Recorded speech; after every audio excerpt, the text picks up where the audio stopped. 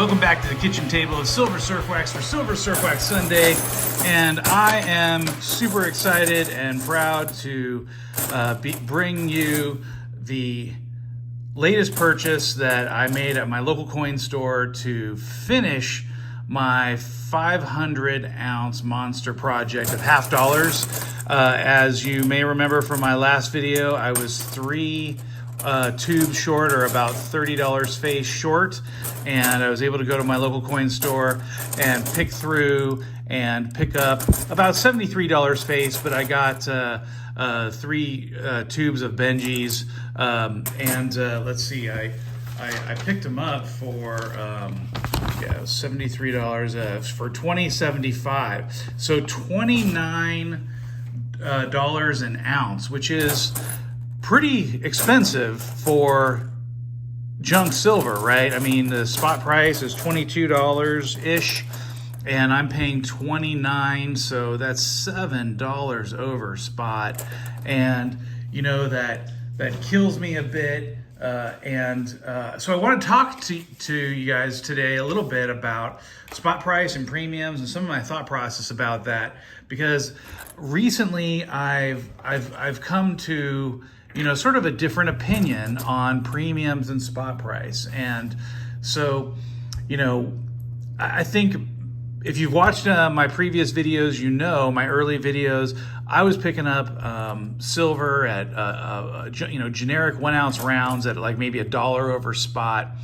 And at that time, you know, ASEs, you know, $1, $2 over spot, and American Silver Eagles were roughly like $2 or $3 over spot. Well, that's a huge difference when you're talking about 500 ounces. And as I've just finished this 500-ounce can of silver half dollars, so what did I, you know, with 500 ounces of half dollars, that's $700 face, or 1,400 of these guys, right? So you know, quite a number of tubes there. And so when you're buying 500 ounces of silver, if you're paying $1 over spot, well, that's $500 more than the spot price. If it's Eagles and you're paying back 5 years ago $2 over, that's $1,000 of premiums on top of things. Well, nowadays, you know, Silver Eagles are $14 over spot. So you're paying $7,000 premium just to get 500 ounces. So obviously I was waiting around. I mean, you look at my old videos back in the day, I was picking up 10-ounce bars for 29 cents or 39 cents over spot. I'd be waiting around for those deals that happened, you know, once every couple months, because I was so against premiums. I just felt like I am not going to, you know, let these online bullion dealers or LCSs rip me off, right? My opinion has changed over time, and so I kind of want to discuss that today, and kind of talk about, you know, my reasonings, my rationale for not caring as much about the premiums, and why would that be? Why would that be? So let's get into it. And really, this my feeling lately, or my opinions lately, relate to a strange topic, which would be backwardation, right? And backwardation and contango are terms that I've heard before. I've heard people talk about when in economics, but it's not like I had a real good understanding or a feeling for it. I would just, you know, generally vibe it out when people are talking about it. Okay, I can think I understand what they're talking about. But this topic, I think, is kind of maybe relevant or somewhat illustrative of what I am my opinions about premiums are now. So, you know, as you may noticed, you know, many of the YouTubers are out there complaining about the high premiums of silver. Some people are choosing just simply not to participate, not to buy any silver at all because the premiums are so damn high. There's a lot of folks that are blaming, you know, the Wall Street silver and the silver raids and the various attempts to break the COMEX and things like that. I have a hard time believing that, much of that has actually had an appreciable effect. What I think has more of an appreciable effect is the fact that inflation is on the rise. The money printing has been going forever, and the tide is turning. People are recognizing the value of precious metals, and gold and silver specifically has become more popular. But because of that, because of the premiums, I wasn't buying Eagles. I haven't been buying Eagles, and I had only been buying low premium silver. But here I am purchasing what I almost consider junk silver is like a high premium silver right now. I'm trying to finish these projects, and I'm willing to pay a little bit more. But it definitely is difficult. But I'm doing it anyway. Okay, so how does that really relate to this topic of backwardization? And I think what you got to do is you kind of got to kind of review what backwardation and what contango are. So in both cases, this is when the spot price and the futures price are different. When you're in the futures market, which, hey, the silver markets on the commodities exchange, it's a futures market, so silver is associated with that paper price of silver has really diverged from what we're paying for physical, so the street price of silver, right? So when you have normal backwardation or you have contango, this is when that futures price are different than the contract price. And as the contract approaches expiration, the price will converge. Either the spot price will increase and rise to meet that futures price, or futures prices will buy and sell amongst each other, and they will rise or fall to meet the spot price, whatever that might be, right? So as people are in the market trying to figure out, as price discovery occurs, you have situations where that futures price might be quite a bit different than today's spot price. And so I think obviously when we're buying silver from the LCS, we're not, online or in between people or at a pawn store or on the bullion dealer websites, we're not in the futures market, but we are buying silver right now. And that kind of is a spot price of its own, right? What is the street price of silver? What are you willing to pay for silver today?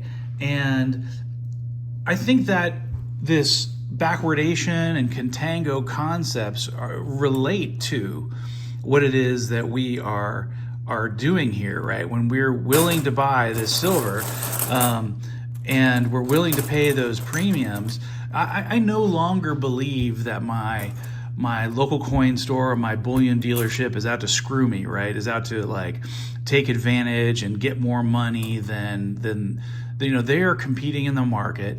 They are half of a local coin store, a coin shop, silver comes from their own customers. People coming into the shop, selling their silver across the counter, and demanding a price. And those coin stores are paying over spot for people walking in the door trying to sell their silver. The grandma dies, they bring in their coin collection, and the silver dealer is willing to buy it for a particular price, and they're often getting well over spot, but they're able to sell it for a premium beyond that.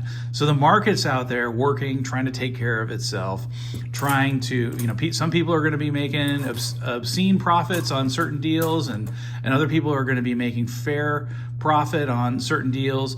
But at the end of the day, the market is equaling out, and the premiums are what the premiums are. And clearly the street price of silver, the price that you can get this in your hot little hands, is much higher than the spot price out there in the futures market. So it seems to me anyway that, I don't really know if this concept of contango and backwardation directly relates to what we're paying for premiums, but I suspect that that's an interesting analog to trying to come to terms with, hey man, you know, I'm looking at the spot price and I'm paying well over, and this seems like an absurd or extreme price. You know, the price is what it is. You're paying 25 bucks for generic rounds, you're paying 29 bucks for junk silver, and you're paying $32, $34 for silver eagles. It is what it is. That's the street price of silver. And you know, you can go 20 different places and try to shop around, find the best deal, and you might find some smoking deals in certain places because they don't know the price of silver. But you know, across the board, this is generally evening out. So anyway, that's kind of my new sort of opinion on premiums, and I think I have a number of YouTubers to thank for it, specifically Rafi Farber, which is somebody who I have been listening to a little bit recently, and one of his videos on backwardation really kind of piqued that idea. So I encourage you to go watch his video. I'll put the link to the description below. He's an interesting guy. Another one of the I guess I would say more of a fringe animated character, but I love it. I love fringe views, you know, and so I've mentioned folks like Junius Malby and Dwayne from the Silver Bullet, Silver Shield guys, right? I may not agree with everything they say, and I may not be interested in all of their opinions or takes, but I have definitely, you know, I'm just a guy in the silver community learning as I go along, and I appreciate the diversity of views out there, and every so often I'll pick up something new. And so tell me what you think about that. Tell me what you think about this how you feel about premiums. They're so high right now, but hey, we expected this, right? Years ago, when we were, you know, investing in silver, we expected the spot price to increase, the silver price to go up. It seems like it hasn't gone up fast enough, quite frankly, right? With the inflation being at 8.5, 8.7, 8.6, whatever it is. You know, how is it that people haven't rushed to gold and silver yet? It seems like it's long overdue. So while we're complaining about the premium price, we're kind of also complaining, why isn't this price higher yet? So in reality, I'm still buying, and I'm pretty excited. I've got this to tube up and put into the 500 ounce monster project that I've finished. So I'm going to go ahead, I'm gonna clean these and tube these up, and I'll be right back at you, and we'll take a look at the finished product here. All right, so we got these things tubed up, cleaned up, and sure looks a lot smaller as they're sitting in tubes here. And I'll go ahead and get some labels on these puppies. But there's $73 face, and excited to add this to the stack. We'll put this over in the quarters project. We're still working on the quarters 500 ounce monster box, and we're going to use these guys to finish off the $50 monster box project. So let's pull that out and show that off. All right, here we go.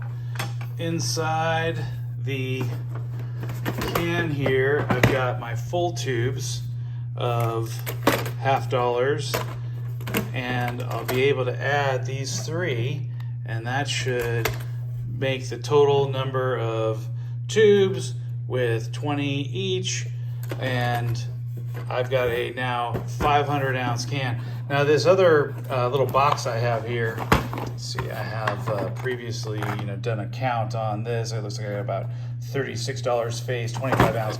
These are some of the miscellaneous, they're not full filled tubes.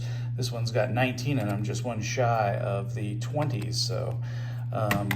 So unfortunately, I still have this. So it's not unfortunate. I got 25 ounces of $50 here that I'll just pull out of this can, so that this can will stand alone as with full tubes, 500 ounces, $700 face, and 1,400 $50.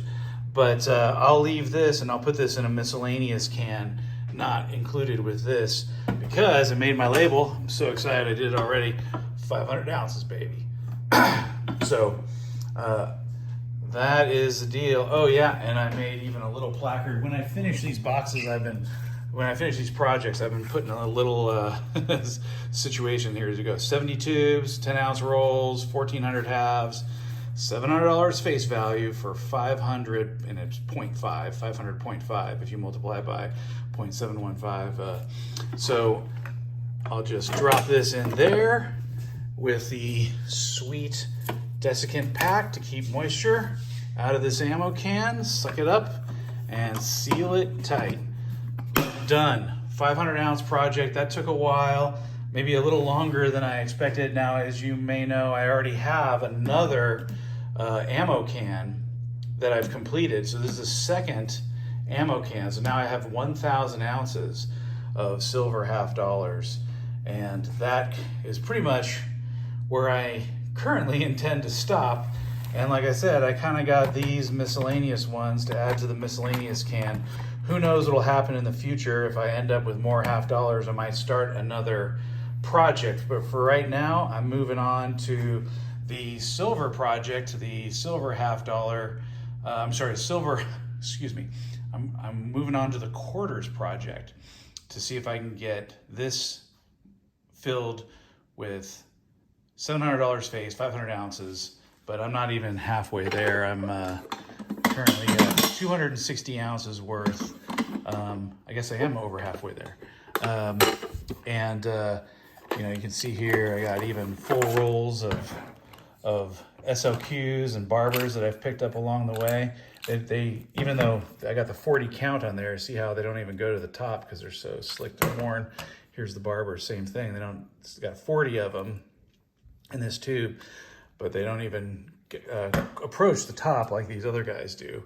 They're pressed right up against the top. So anyway, pretty excited to finish that off. Tell me what you think in the comments section about my backwardation analogy there as it relates to premiums and how you're feeling about premiums. Kind of interested how the community has been reacting lately. Some folks have felt like the premiums are going to decrease that in the future, and I don't think so. I don't think we're going down further. There may be a dip in the market as if the stock market takes a tumble. I'm sure the spot price will take a tumble, but I kind of wonder if the street price of silver will drop very much. I wonder how that's going to happen. If the stock market takes a 20-30% dive, is the street price of silver going to drop 20 to 30%? I don't think so this time. All right, tell me what you think, guys. Thanks for watching. Take care.